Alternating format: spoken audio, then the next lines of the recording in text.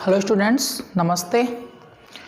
और हम पढ़ रहे थे प्रधानमंत्री जी के बारे में।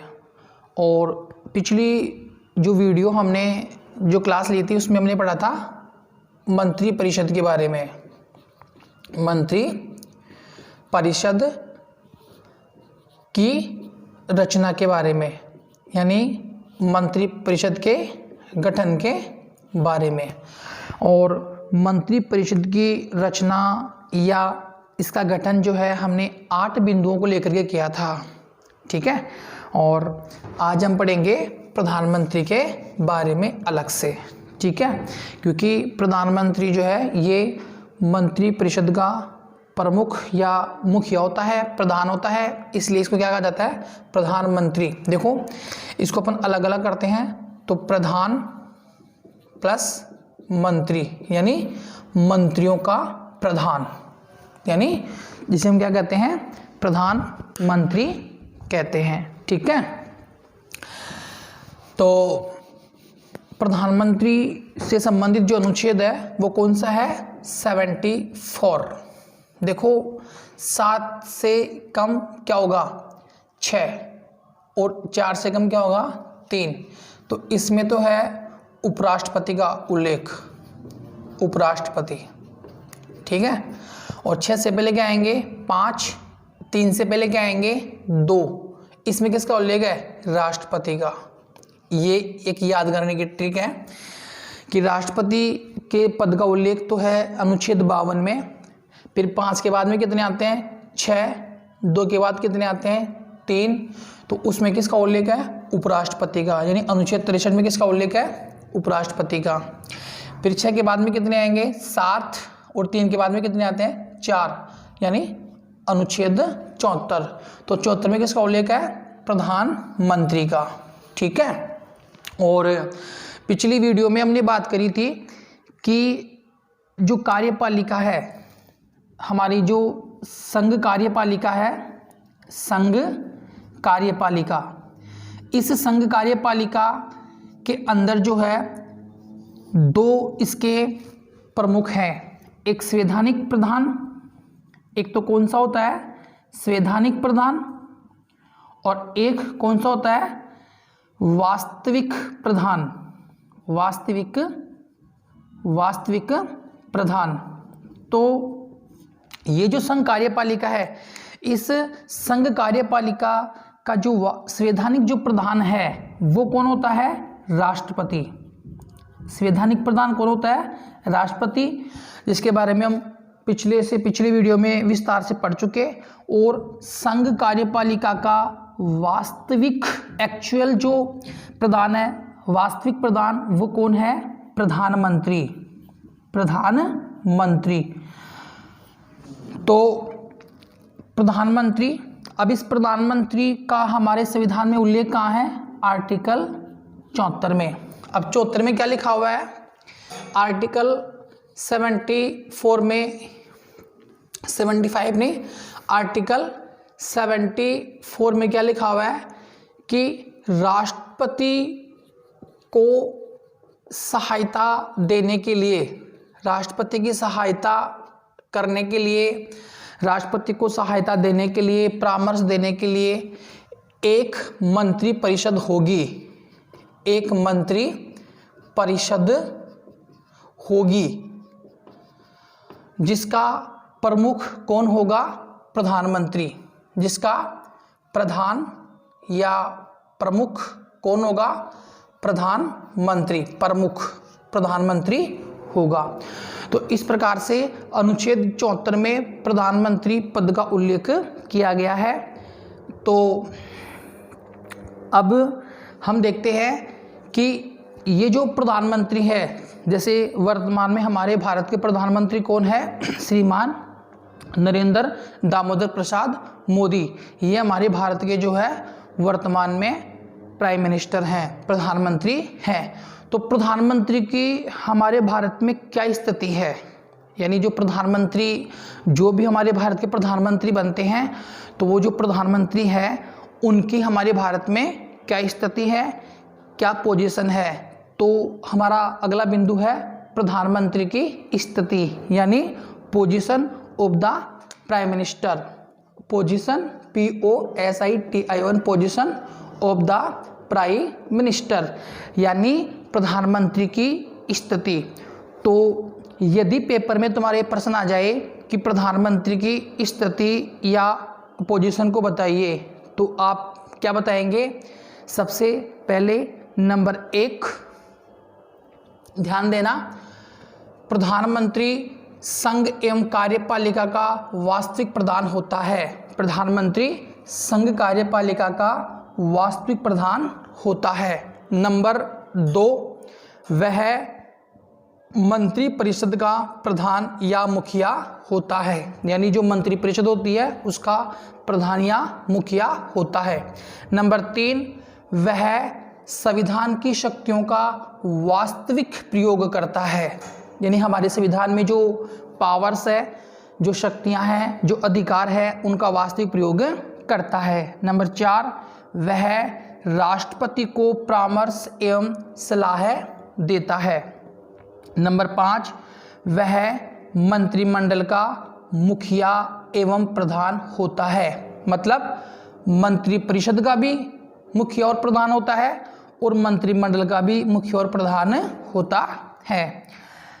वह मंत्रिमंडल एवं मंत्री परिषद की अध्यक्षता करता है, यानी मंत्रिमंडल और मंत्री परिषद की जब भी कोई बैठक होती है तो उसकी अध्यक्षता कौन करता है? प्रधानमंत्री। नंबर 7, वह बहुमत दल का नेता होता है। ये भी इसकी स्थिति है कि वह क्या होता है? बहुमत दल का नेता होता है। इसके साथ साथ वह अपने सदन का भी नेता होता है।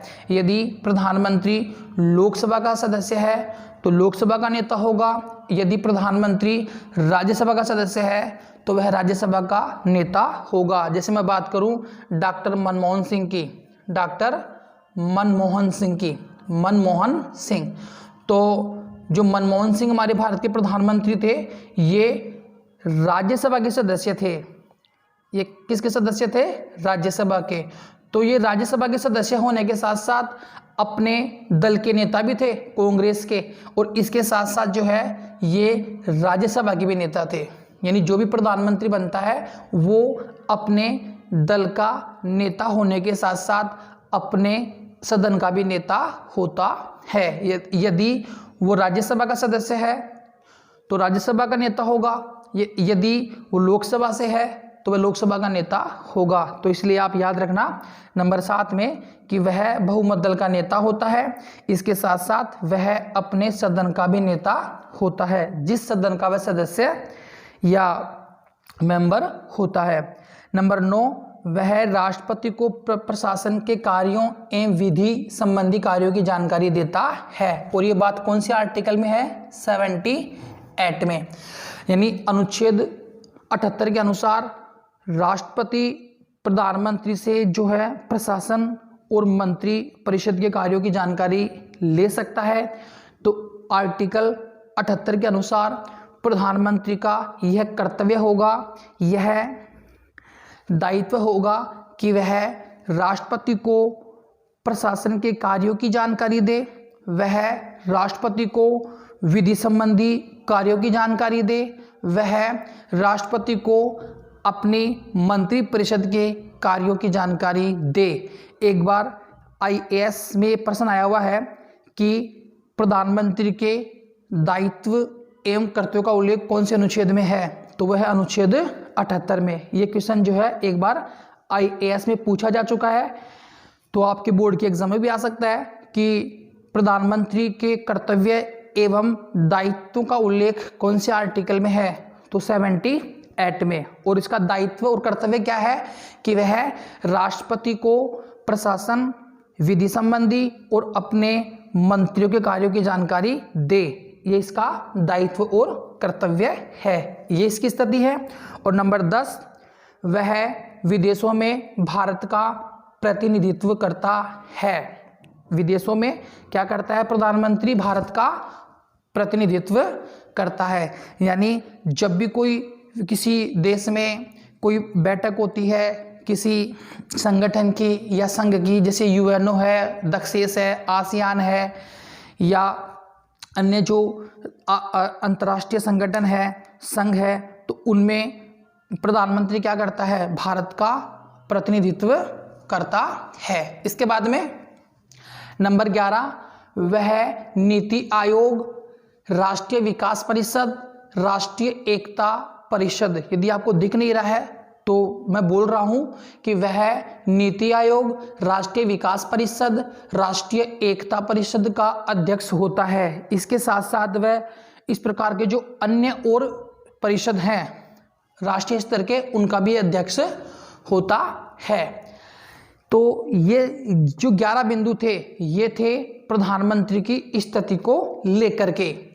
और अगला जो बिंदु है वो है कि भारत के पहले प्रधानमंत्री कौन थे, तो पंडित जवाहरलाल नेहरू, ये हमारे भारत के पहले प्रधानमंत्री थे। और वर्तमान प्रधानमंत्री कौन है, तो श्रीमान नरेंद्र दामोदर प्रसाद मोदी, ये हमारे भारत के वर्तमान प्रधानमंत्री हैं या 16वें प्रधानमंत्री हैं। इसके बाद में संवैधानिक उल्लेख, यानी प्रधानमंत्री का संवैधानिक उल्लेख कौन से आर्टिकल में है, 74 में। ये बात मैं आपको अभी पहले बता चुका, ठीक है, कि अनुच्छेद 74 में प्रधानमंत्री पद का उल्लेख है, संवैधानिक उल्लेख है। इसके बाद में प्रधानमंत्री की नियुक्ति कौन करेगा, तो प्रधानमंत्री की नियुक्ति जो है अनुच्छेद 75 के अनुसार राष्ट्रपति करेगा। यानी जो राष्ट्रपति है हमारे भारत का, वह राष्ट्रपति प्रधानमंत्री की नियुक्ति करता है। अब प्रश्न ये बनता है कि राष्ट्रपति किस व्यक्ति को प्रधानमंत्री नियुक्त करता है, तो ध्यान देना, राष्ट्रपति लोकसभा में बहुमत दल के नेता को प्रधानमंत्री पद पर नियुक्त करता है। अब तुम सोच रहे होंगे कि सर ये बहुमत दल का नेता क्या होता है, तो मैं क्लियर कर दूं आपको, एकदम साफ साफ कर देता हूं कि हमारे जब लोकसभा के चुनाव होते हैं, तो लोकसभा के चुनाव में जो भी दल, जिसको आप कहते हैं पार्टी, जैसे कांग्रेस पार्टी है, बीजेपी पार्टी है, आम आदमी पार्टी है, इसके अलावा बहुजन समाजवादी पार्टी है, समाजवादी पार्टी है, जो भी पार्टी, जो भी दल बहुमत लेके आती है। अब तुम सोच रहे होंगे कि सर ये बहुमत क्या होता है, देखो बहु प्लस मत, बहु यानी यहां बहुमत का अर्थ है कि जो कुल सदस्य है 545, इसका आधा से एक अधिक। अब इसका आधा कितना होता है, तो 500 का आधा कितना होगा, 250, और 40 का आधा कितना होता है, 20, तो कितने हो गए 270, प्लस 5 का आधा कितना होगा, 3, तो 273। पिछली वीडियो में मैंने करेक्शन, उसमें मैंने आपको 282 बता दिया था, आप उसको करेक्शन कर लेना, उसकी जगह आप लिखना 273, यानी 545 का आधा कितना हो गया, 500 के आधा 250, 40 के आधे 20 और 5 के आधे 3, तो कितने हो गए 273। इसका अर्थ है कि जो भी पार्टी, जो भी दल, चाहे तो बीजेपी हो, चाहे कांग्रेस हो, चाहे आम आदमी पार्टी हो, चाहे बहुजन समाजवादी पार्टी हो, चाहे समाजवादी पार्टी हो या अन्य कोई पार्टी हो, जो भी पार्टी, जो भी दल लोकसभा के चुनाव में 273 सीटें जीत के आती है, 273 सीटें जीत के आती है, तो हम क्या कहेंगे, उसको बहुमत दल कहेंगे। यानी उसने क्या प्राप्त कर लिया, बहुमत प्राप्त कर लिया, तो उसे हम क्या कहेंगे, बहुमत दल कहेंगे। और उस बहुमत दल का जो नेता होगा, उसको जो है राष्ट्रपति प्रधानमंत्री पद पर नियुक्त करेगा। अब तुम ये सोच रहे होंगे कि सर क्या वह बहुमत दल का जो नेता है, क्या वह संसद का सदस्य होना जरूरी है। मान लीजिए कि बहुमत दल का जो नेता है उसने चुनाव नहीं लड़ा, भाई अपने दल का नेता है और उसने चुनाव नहीं लड़ा, तो ये कोई जरूरी नहीं है कि भाई वो चुनाव लड़े ही। हाँ, लेकिन एक शर्त है कि बहुमत दल के नेता को प्रधानमंत्री बना दिया और वह संसद का सदस्य नहीं है, तो 6 माह के भीतर, 6 माह के अंदर जो है उसको संसद का सदस्य बनना जरूरी है, चाहे तो वह लोकसभा का सदस्य बने और चाहे वह राज्यसभा का सदस्य बने, उसको 6 महीने के अंदर जो है सदस्य बनना जरूरी है। और यदि वह 6 महीने के अंदर सदस्य नहीं बनता है तो प्रधानमंत्री पद से उसको इस्तीफा देना पड़ेगा। ठीक है, तो अब आप मेरी बात समझ गए होंगे। और यदि मान लीजिए कि किसी भी दल को जो है बहुमत नहीं मिला, तो अब उस कंडीशन में प्रधानमंत्री किसको बनाए? राष्ट्रपति।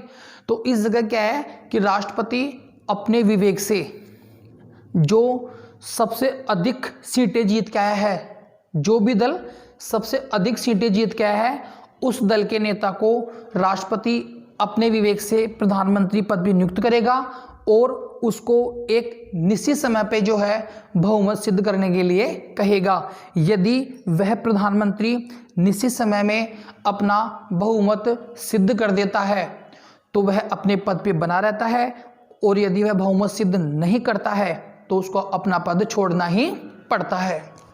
इसके बाद में नियुक्ति, तो अनुच्छेद 75 के अनुसार प्रधानमंत्री की नियुक्ति कौन करता है? राष्ट्रपति। याद रखना, ये प्रश्न 1 नंबर में आपको पूछ सकता है कि प्रधानमंत्री की नियुक्ति कौन करता है, तो आप उत्तर देना कि अनुच्छेद 75 के अनुसार प्रधानमंत्री की नियुक्ति राष्ट्रपति करता है। शपथ, तो अनुच्छेद 75 के अनुसार शपथ का उल्लेख भी कौन से में है? आर्टिकल 75 में ही है। तो अनुच्छेद 75 के अनुसार अनुच्छेद 75 के अनुसार प्रधानमंत्री को शपथ राष्ट्रपति दिलाता है। यानी अनुच्छेद 75 के अनुसार राष्ट्रपति प्रधानमंत्री को पद एवं गोपनीयता की शपथ दिलाता है। मैं एक बार लाइन रिपीट करता हूं। अनुच्छेद 75 के अनुसार राष्ट्रपति प्रधानमंत्री को पद एवं गोपनीयता की शपथ दिलाता है। यानी 2 प्रकार की शपथ दिलाता है, एक तो पद की और दूसरी गोपनीयता की। एग्जामिनर आपसे पूछ सकता है कि प्रधानमंत्री कितने प्रकार की शपथ लेता है या कौन कौन सी शपथ लेता है, तो आप उस जगह आप उत्तर देना पद एवं गोपनीयता की शपथ लेता है। इसके बाद में कार्यकाल, यानी प्रधानमंत्री कितने समय तक कार्य करता है। तो देखो, सामान्यतः अपन बात करें तो सामान्यतः है जो प्रधानमंत्री है वो 5 वर्ष तक अपने पद पर बना रहता है।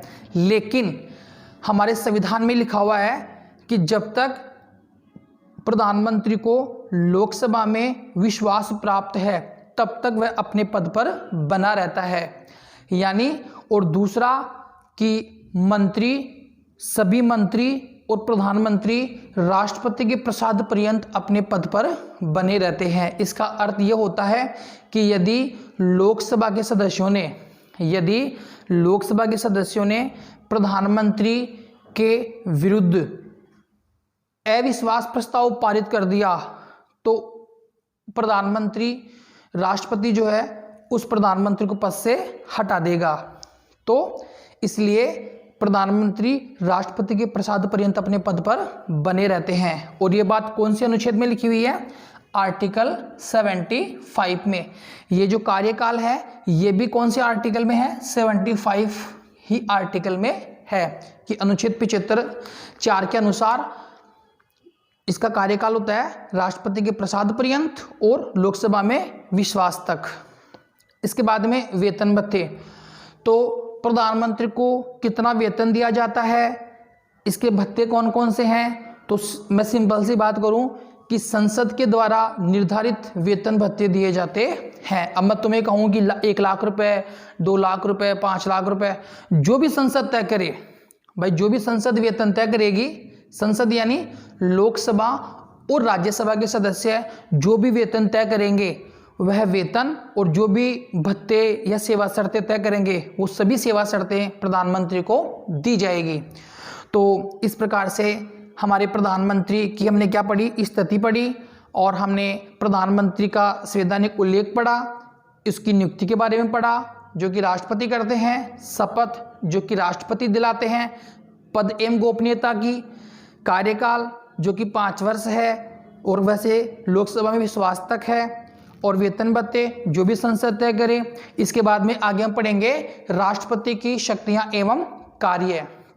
तो यदि आपको मेरी ये बातें समझ में आ रही हैं तो आप अपनी कॉपी में जो है इन चीज़ों को नोट कर लें। और अब हम देखेंगे राष्ट्रपति के कार्य एवं शक्तियां, या राष्ट्रपति का नहीं, प्रधानमंत्री, सॉरी गलती हो गई, प्रधानमंत्री की शक्तियां, कार्य, उत्तरदायित्व या अधिकार या प्रधानमंत्री की भूमिका, कुछ भी कह दो, वो हम अगले वीडियो में देखते हैं या इसी वीडियो में देखते हैं।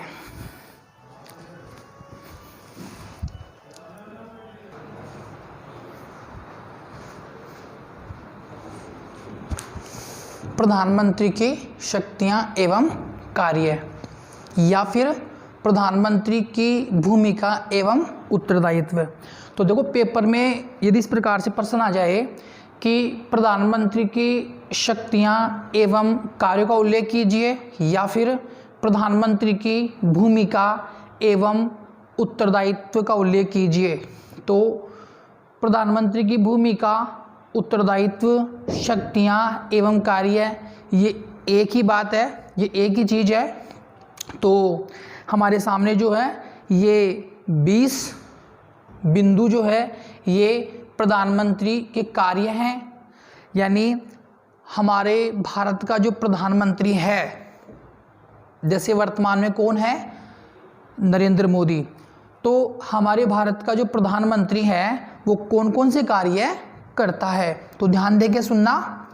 नंबर 1, प्रधानमंत्री मंत्रियों के नाम की सूची राष्ट्रपति को देता है, यानी किस किस सदस्य को मंत्री बनाना है या किस व्यक्ति को मंत्री बनाना है, उनके नाम की सूचना प्रधानमंत्री राष्ट्रपति को देता है। इसका पहला कार्य, यानी प्रधानमंत्री बनते ही कोई भी व्यक्ति, कोई भी दल का नेता प्रधानमंत्री बनते ही सबसे पहला काम कौन सा करता है, वह अपनी मंत्री परिषद बनाता है और वह किन व्यक्तियों को मंत्री बनाएगा उनके नाम की सूचना राष्ट्रपति को देगा। ये प्रधानमंत्री का प्रधानमंत्री बनते ही पहला काम है। दूसरा, वह मंत्रियों में विभागों, जिसे हम क्या कहते हैं, मंत्रालयों का आवंटन करता है।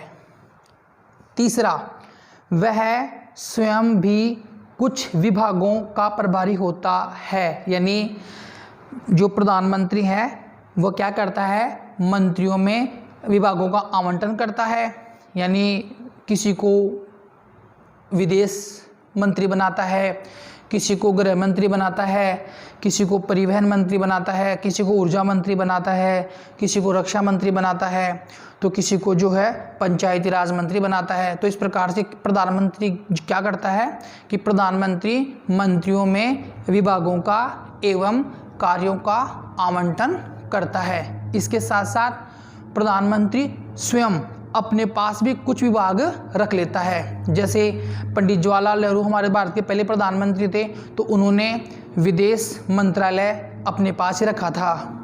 तो इस प्रकार से जो है प्रधानमंत्री अपने पास भी जो है मंत्रालय रख सकता है, ये भी इसका उत्तरदायित्व कार्य है। ठीक है। नंबर 4, वह मंत्रिमंडल एवं मंत्री परिषद का प्रधान एवं मुखिया होता है, ये मैं पहले बता चुका। नंबर 5, वह मंत्रिमंडल एवं मंत्री परिषद की सभी बैठकों की, यानी मंत्रिमंडल और मंत्री परिषद की जो बैठकें होंगी उन बैठकों की अध्यक्षता करता है। वह सरकार का वास्तविक अध्यक्ष होता है, यानी हमारी जो सरकार है उसका वास्तविक अध्यक्ष होता है। नंबर 6, नंबर 7, वह मंत्रियों के विभागों में परिवर्तन कर सकता है, यानी जैसे मान लीजिए कि उसने ए व्यक्ति को विदेश मंत्री बनाया और बी व्यक्ति को गृह मंत्री बनाया, तो प्रधानमंत्री चाहे तो वह बी व्यक्ति को विदेश मंत्री बना सकता है और ए व्यक्ति को गृह मंत्री बना सकता है। यानी प्रधानमंत्री क्या कर सकता है कि मंत्रियों के अंदर विभागों में परिवर्तन कर सकता है। इसके अलावा नंबर 8, वह प्रशासन एवं मंत्रियों द्वारा किए गए कार्यों की सूचना राष्ट्रपति को देता है, अनुच्छेद 78 के अनुसार। ये मैं बता चुका पहले। नंबर 9, वह राष्ट्रपति के कहने पर किसी भी मंत्री द्वारा किए गए या लिए गए निर्णय को पुनः मंत्रिपरिषद में विचार के लिए रखवा सकता है। इसका मतलब यह हुआ कि मान लीजिए किसी मंत्री ने कोई निर्णय लिया और प्रधानमंत्री ने इस बात की सूचना राष्ट्रपति को दी, तो राष्ट्रपति क्या कर सकता है कि उस मंत्री के द्वारा लिए गए निर्णय को पुनः विचार के लिए मंत्रिपरिषद में रखवा सकता है। तो ये काम कौन करेगा? प्रधानमंत्री। कि राष्ट्रपति के द्वारा जो पुनः विचार करने के लिए जो निर्णय वापस से दिया गया है उसको प्रधानमंत्री मंत्रिपरिषद में पुनः विचार के लिए रखवाएगा। इसके अलावा सभी सरकारी विधेयक उसके निरीक्षण में तथा उसकी सलाह के अनुसार तैयार किए जाते हैं। प्रधानमंत्री का 10वां कार्य क्या है कि सभी सरकारी विधेयक उसके निरीक्षण में तथा उसकी सलाह के अनुसार तैयार किए जाते हैं। नंबर 11, वह मंत्रियों में उत्पन्न होने वाले विवादों को दूर करता है। यदि मान लीजिए कि मंत्रियों में आपस में किसी बात या किसी विषय को लेकर क्या हो गया, मतभेद हो गया, तो उस मतभेद को दूर कौन करता है? प्रधानमंत्री। और उन मंत्रियों में सामंजस्य बैठाता है। नंबर 12, वह शासन की नीति की घोषणा करता है। यानी प्रधानमंत्री जो है वह शासन किस प्रकार का होगा उसकी नीति की घोषणा करता है। इसके अलावा नंबर 13, वह सभी महत्वपूर्ण नियुक्तियों के संबंध में राष्ट्रपति को परामर्श देता है। आपको पता है कि महान्यायवादी, CAG या अन्य जो राष्ट्रीय महत्व के जो विभाग हैं, आयोग हैं, उनके अध्यक्षों की नियुक्ति राष्ट्रपति करता है। लेकिन राष्ट्रपति किस व्यक्ति को बनाएगा अध्यक्ष या किन व्यक्तियों को सदस्य नियुक्त करेगा, इस बात की सलाह कौन देता है? प्रधानमंत्री। यानी वह सभी महत्वपूर्ण नियुक्तियों के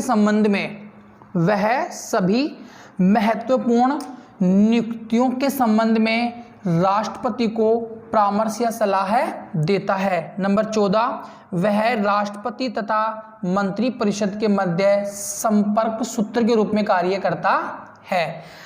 राष्ट्रपति और मंत्रिपरिषद इनके बीच एक कड़ी के रूप में कार्य करता है। चाहे तो कड़ी कह दो, चाहे संपर्क सूत्र के रूप में कार्य करना कह दो, यानी प्रधानमंत्री।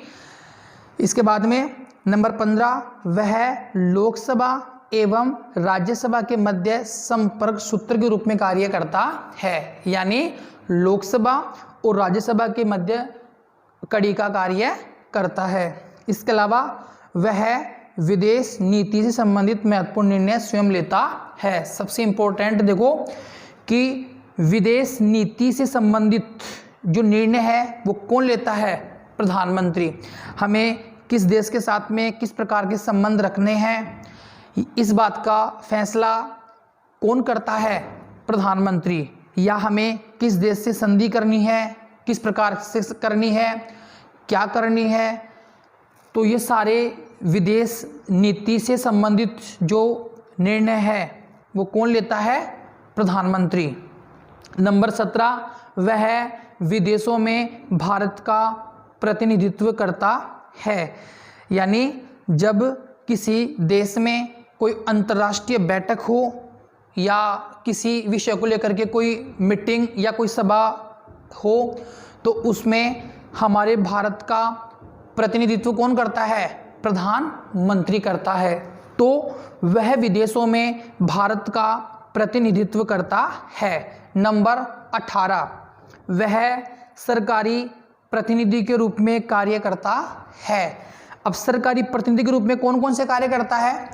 ध्यान देना, अलग से प्रश्न आ सकता है कि प्रधानमंत्री सरकारी प्रतिनिधि के रूप में कौन कौन से कार्य करता है। तो नंबर 1, वह राष्ट्रीय जो उत्सव है, राष्ट्रीय उत्सव या राष्ट्रीय महत्व के जो मुद्दे हैं उनमें सरकार का प्रतिनिधित्व करता है। अब राष्ट्रीय महत्व के उत्सव कौन कौन से? जैसे 15 अगस्त है, 26 जनवरी है या अन्य जैसे गांधी जयंती है। तो इस प्रकार के जो राष्ट्रीय उत्सव हैं उनमें सरकार का प्रतिनिधित्व कौन करता है? प्रधानमंत्री।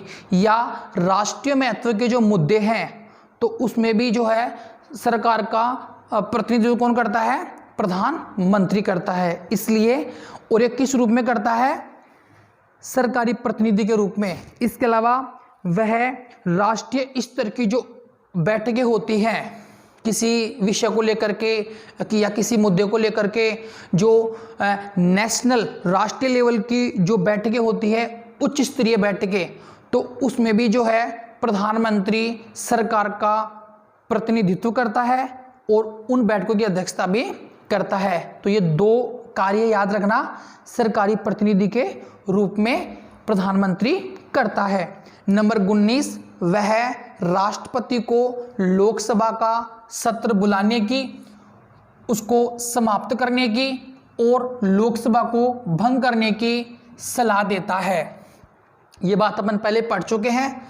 और नंबर 20 में हम पढ़ेंगे कि वह नीति आयोग, वह नीति आयोग, वह नीति आयोग, इसके अलावा राष्ट्रीय विकास परिषद, इसके अलावा राष्ट्रीय एकता परिषद या राज्य अंतर्राज्यीय परिषद, उनकी अध्यक्षता भी करता है। यानी प्रधानमंत्री होने के साथ साथ अनेक पदेन कार्य भी करता है। और वह पदेन कार्य कौन कौन से हैं? नीति आयोग का अध्यक्ष होता है प्रधानमंत्री, नीति आयोग का अध्यक्ष होता है प्रधानमंत्री, राष्ट्रीय विकास परिषद का अध्यक्ष होता है प्रधानमंत्री, राष्ट्रीय एकता परिषद का अध्यक्ष होता है। इस प्रकार से अन्य जो और महत्वपूर्ण जो आयोग हैं राष्ट्रीय स्तर के, उनकी अध्यक्षता भी कौन करता है? प्रधानमंत्री करता है। इस प्रकार से ये 20 कार्य हमने प्रधानमंत्री के बारे में आज जाने, सीखे। और आप वीडियो को वापस से रिवाइज करके और अपनी कॉपी में जो है इन एक एक कार्यों को जो है नोट कर लें और इनको बार बार पढ़ें, क्योंकि बोर्ड की परीक्षा में जो है राष्ट्रपति और प्रधानमंत्री इन दोनों में से एक के कार्य अवश्य रूप से आते हैं। या तो राष्ट्रपति की शक्तियां एवं कार्य पूछता है या फिर हमसे प्रधानमंत्री के कार्य एवं शक्तियां पूछता है। तो आप इनको अच्छे